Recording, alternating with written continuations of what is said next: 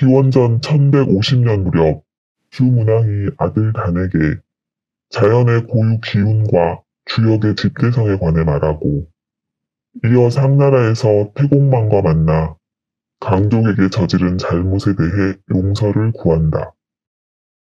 후일 주나라 문왕으로 추존된 주나라의 건국자 희창이 나랏일을 아들들에게 맡긴 뒤 상나라 마지막 왕 주왕 제신에게 볼모로 잡혀간 때의 이야기다.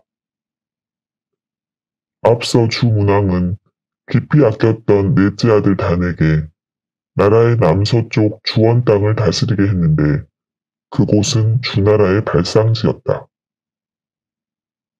다시는 동북쪽 호경으로 천도해 나머지 강역을 다스리다 이곳을 둘째 발에게 물려주고 섭정할 때였다. 이야기는 크게 호경과 은나라 수도 두 공간의 이야기로 나뉜다. 첫째 이야기는 주문왕이 상나라로 떠나기 전 넷째 단을 호경으로 불러 천지자연의 원리를 가르치면서 특별히 자연의 4가지 고유 기운을 강조하고 이어 주역 완성의 의지를 피력하는 대목이다. 주요 인물은 부자 2명이고 이야기 전체가 대화로 이어진다.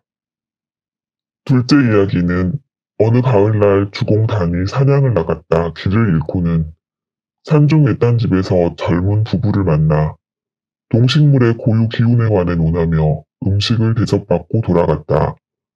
후일 그곳을 찾아가지만 흔적이 남아있지 않았다는 기이한 이야기를 다룬다.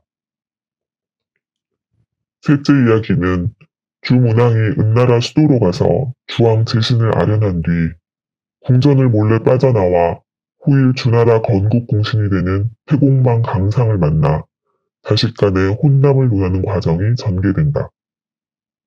이번 시리즈의 등장인물을 보면 먼저 두 주인공은 주문왕과 그의 넷째 아들 단이다. 주문왕은 중국 상고시대 상나라 변방 주씨족의 수령으로 성은 희, 이름은 창이다. 많은 아들을 두었는데 장남이 읍이며 후일 배급고라 불렸다. 차남이 주나라를 건국한 무왕 발이며 넷째 아들이 단이다. 단은 주문왕이 동북방으로 천도하면서 주족의 원래 영토를 맡아 다스렸기 때문에 후세 사람들에게 주공 단이라 불렸다. 공자가 성인으로 추앙한 인물이다. 삼남선은 주나라가 상을 멸한 뒤 관숙에 봉해졌는데 주공을 시기한 나머지 다른 동생들을 부추겨 반란을 일으켰다 토벌되어 죽었다. 그 밖에 주요 등장인물로 태공망 강상, 강상의 딸 백강, 제신이라 불린 은나라 주왕, 주문왕의 숙적인 북백후 숭호가 있다.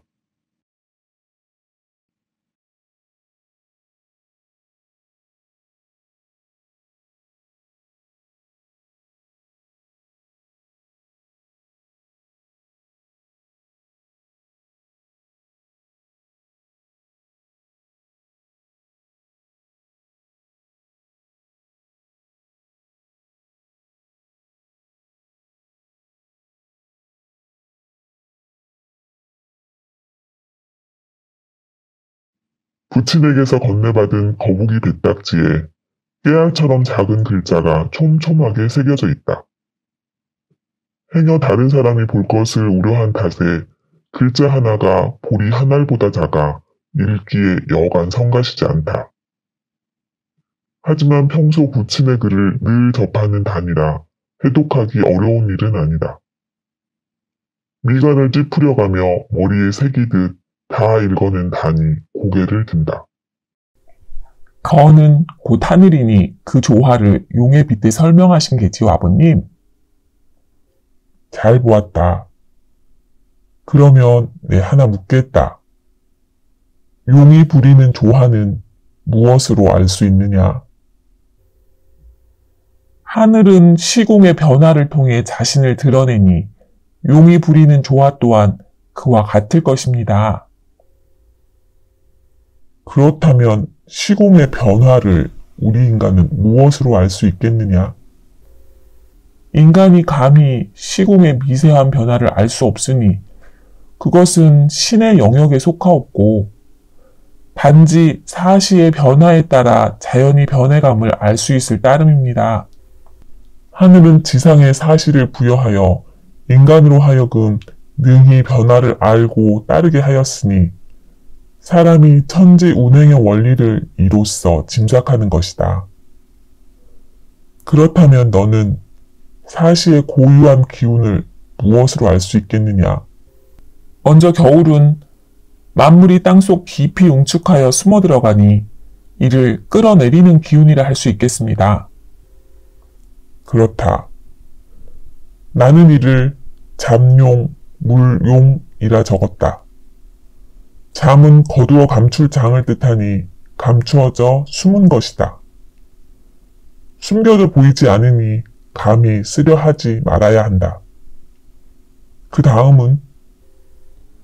다음으로 봄은 겨우내 잉태된 생명의 기운이 솟아나 싹을 틔우고 자라나니 이를 치솟는 기운이라 할 수 있겠습니다.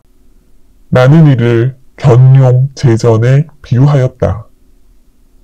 견은 나타날 현을 뜻한다. 들판에 용이 나타나니 비로소 기지개를 켜고 날아오를 준비를 하는 것이다. 그 다음은 무엇이냐? 다음으로 여름은 무생명이 사방팔방으로 자라나 자신을 퍼뜨리니 이를 팽창하는 기운이라 할 수 있겠습니다. 맞는 말이다. 나는 이를 두고 비룡 제천이라 적었다. 용이 날아오를 때는 구름을 타고 음양을 가르는 법이니 이는 하늘이 음양을 갈라 사방으로 기운을 퍼뜨리는 것과 같은 이치다. 다음은 무엇이냐? 다음으로 가을은 자연이 성장을 다해 더 나아가지 않고 멈추는 것이니 이를 모아 뭉치는 기운이라 할 수 있습니다. 잘 보았다. 나는 이를 두고 항용 유해라 적었으니 이때 항은 연못을 뜻하는 항이다. 용이 연못 속에 있으니 웅크려 힘을 모을 뿐이니 그렇지 아니하면 반드시 후회가 따르는 법이다. 하늘은 이처럼 끌어내리는 겨울의 기운과 치솟는 봄의 기운과 팽창하는 여름의 기운과 모아뭉치는 가을의 기운으로 시공의 변화를 끌어내니 이들을 만물의 변화를 일으키는 네 가지 고유 기운이라 불러도 좋을 것이다. 네 가지 기운이 크게는 자연의 변화를 이루어낸다면 작게는 사물의 형태도 만들어내는 것입니까? 천지 만물의 변화는 모두 이 네 가지 기운에 힘입은 것이니 태초일의 우주 만물의 형체 변화가 그로 말미암은 것이다. 지극히 큰 것이나 지극히 작은 것이나 이치는 다르지 않다. 하면 이들 네 가지 기운을 용에 빗대 말씀하신 것은 용이 그 기운을 모두 부리는 영물이기 때문입니까? 하면 용을 찾아 유심히 살피면 이 기운을 제대로 이해할 수 있을 것입니다. 내가 용을 본 적이 있느냐? 아니면 용을 보았다는 자가 있더냐? 소자 과문하여 용을 보지도 못하였고 누구에게서도 용을 보았다는 말을 들은 적이 없습니다. 용은 평소 물속에 살다 때가 되면 하늘로 올라가 머물다 기운이 다하면 다시 내려가는 존재이므로 사시의 기운을 쉽게 설명하고자 든 예일 뿐이다.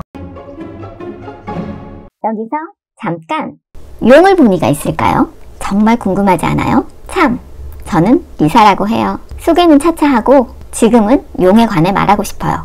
여러분도 궁금하실 거라 믿어요. 오랜 세월 사람들은 용을 다양하게 묘사해 왔어요. 한 가지는 일치하는데 그건 용이 항상 물가에서 발견된다는 거지요.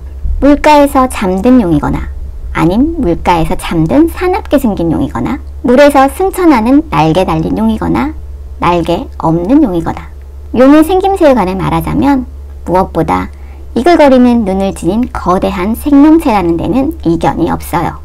그 밖에 세부적으로 이런저런 설명들이 있어요. 온몸이 불처럼 빛나는 용, 기린의 모습을 한 용. 이건 중국 신화에 자주 등장해요.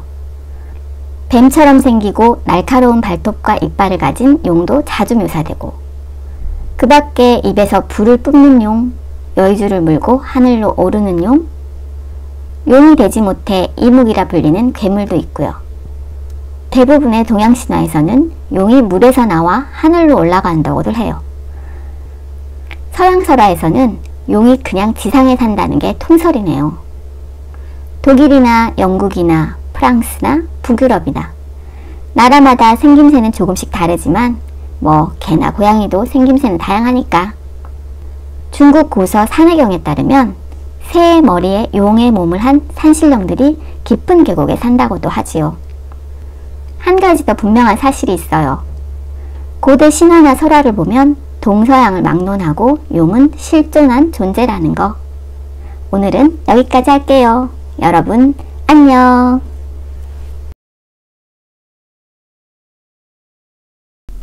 내 덕이 부족하여 상나라의 속주가 되어 주족을 고통에 빠뜨린 지 오래다. 상의 전대왕 제을대에는 혼사의 실패로 궁 안에서는 말이 그치지 않고 궁 밖으로는 수시로 불려가 수모를 겪어야 했다. 이웃 강족을 사냥하듯 포로로 잡아 정해준 수만큼 제물로 바치니 하루가 부끄럽지 않은 날이 없다. 그마저 북백후 숭호의 모략에 걸려 포로를 적게 바쳤다는 이유로 마지읍을 볼모로 보냈으니 아비로서 너희에게 고개를 들 수가 없다. 게다가 며칠 전 상의 사신이 와서 조정에 입궐하라 하니 이제 가면 저 포악한 왕으로부터 또 무슨 해코지를 당할지 알 수가 없다. 상은 지극히 큰 나라고 주는 채 터전도 잡지 못한 부족에 불과하니 어떻게 감당하겠습니까? 지난 기십년 동안 관찰한 데 따르면 상의 군주가 지닌 힘은 상제에게 올리는 제사와 그로부터 받는 점사의 해석에서 온다. 제사는 힘을 갖추면 치를 수 있지만 점사는 방법을 모르면 치를 수가 없다. 하지만 저들의 점사법을 알 길이 없어 궁리한 끝에 우리의 점사법을 만들어 하늘의 뜻을 알고자 했으니 지금 너와 하는 이 작업이 그것이다. 다나. 예, 아버지, 말씀하소서. 지금 주나라는 두 강역으로 쪼개져 있어 주족의 뿌리인 주원들파는 넷째 내가 다스리는 중이고 새로 천도한 이곳 왕경은 둘째 발이 모든 권한을 행사하는 중이다. 자칫 읍과 내가 잘못되어도 너희들은 주의 강역을 지키는데 한시라도 빈틈이 있어서는 안 된다. 아버지, 아니 될 일입니다. 행여 그런 말씀 마옵소서. 아니다. 그보다 오늘 내게 특별히 당부할 일이 있다. 내 비록 점사법의 대강을 적었으나 부족함이 많다.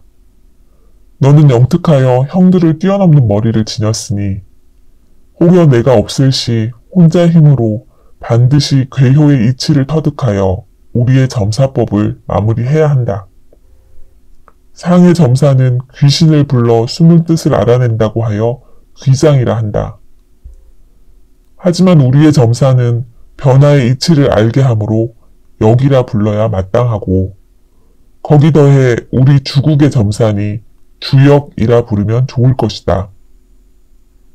단언컨대 천지신명의 도움으로 이 주역을 완성하는 날 우리는 비로소 천하 백성을 하늘의 뜻에 부합하게 품어 다스릴 수 있게 될 것이다.